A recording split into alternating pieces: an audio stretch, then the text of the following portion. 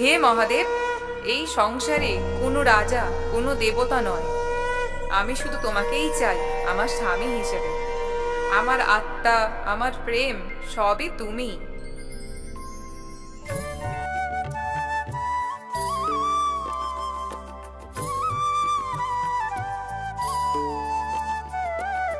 হে সতী, এই বিবাহ কেবল প্রেম নয়, এই বিবাহে জগতের কল্যাণ নিহিত। আমি তোমার সঙ্গে বিবাহ বন্ধনে আবদ্ধ হতে প্রস্তুত।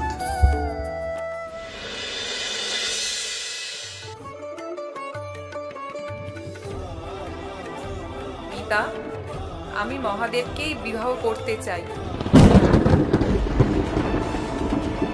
এক ভিক্ষুক, শ্মশানবাসী, যোগী কখনোই নয়, সে কখনোই আমার জামাতা হতে পারে না।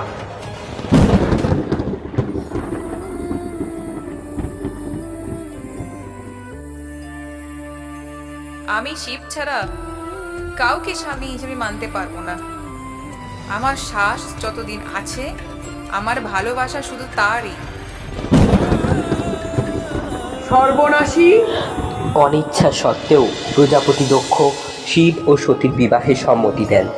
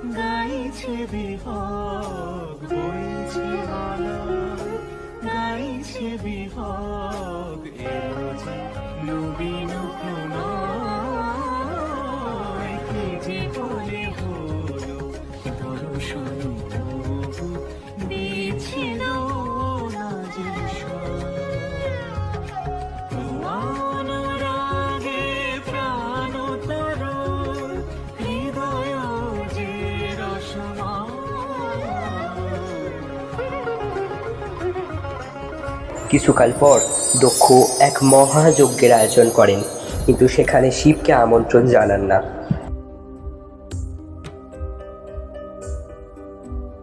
হে মহাদেব, পিতা এক মহাযজ্ঞের আয়োজন করেছেন। সমস্ত দেবতা সেখানে আহ্বানিত।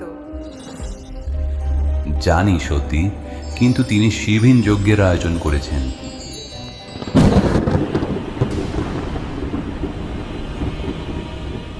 শিবহীন যজ্ঞ? সে কেমন যজ্ঞ মহাদেব?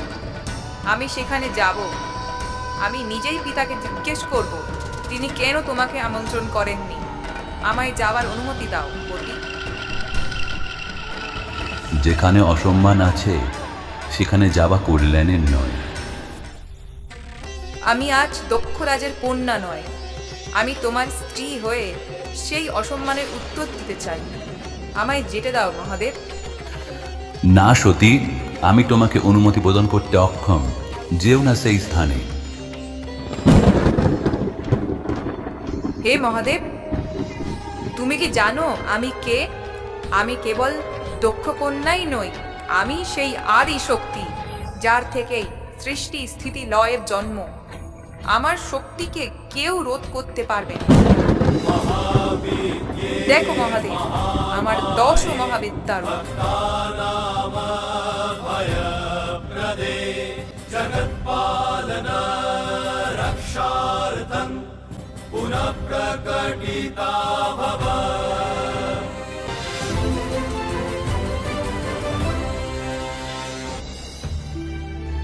হে মহাশক্তি, আমি তোমাকে কখনো আটকাতে পারি না।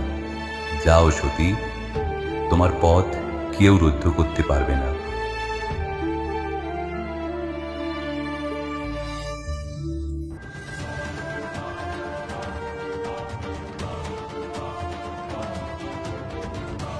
পিতা, আজ আপনার যজ্ঞে দেবতা, ঋষি, রাজারা এসেছে, কিন্তু আমার স্বামী মহাদেব কোথায়?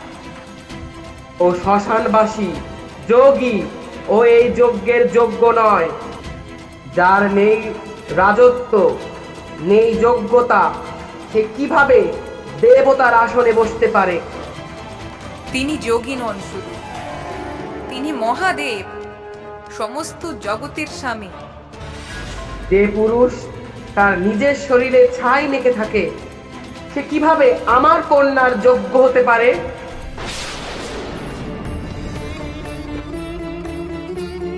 পিতা, আপনি শুধু আমার স্বামীকে নয়, আমার আত্মাকে অপমান করলেন। এই অপমান নিয়ে আমি বাঁচতে পারবো না। তুমি ভুল করছো সতী। আমি এখনই সবার সামনে এই অশুদ্ধ দেহ ত্যাগ করব। শান্ত হও কন্যা। এক শ্মশানবাসী যোগীর জন্য তুমি দেহত্যাগ কেন করবে? হে মহাদেব, এই দেহ আর অপমান বহন করতে পারবে না। যেতে বুঝি হবে ওগো প্রাণ সখা, এ জনমে আর হলো না গো দেখা, হলো না গো দেখা।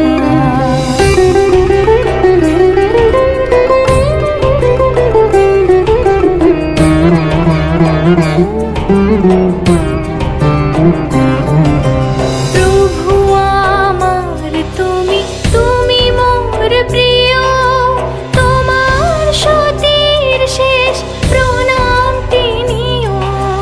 পতির নিন্দারূপ শেল বিঁধে বুকে, তোমার সতীর প্রাণ গেল গো দুঃখে।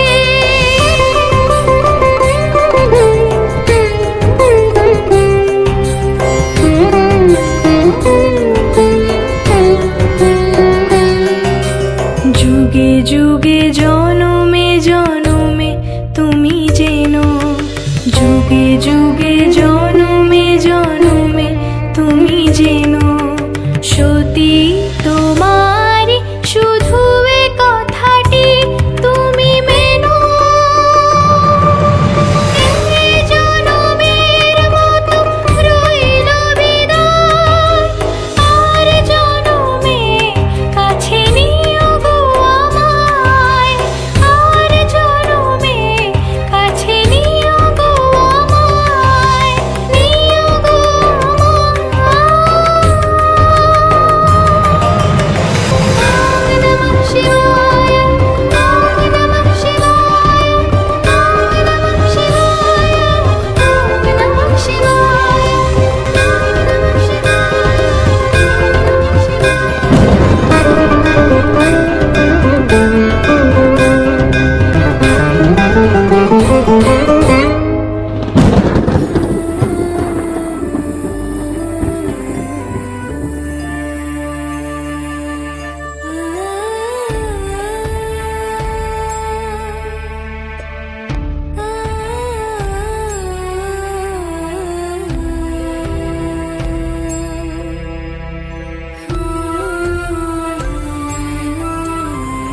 পিতা শিবের প্রতি এই অপমান সহ্য করতে না পেরে সতী যজ্ঞ কুণ্ডে দেহত্যাগ করেন। সতী, ফিরে এসো সতী, ফিরে এসো। সতীর মৃত্যু সংবাদে ক্রোধে মহাদেব তাণ্ডব নৃত্য শুরু করেন।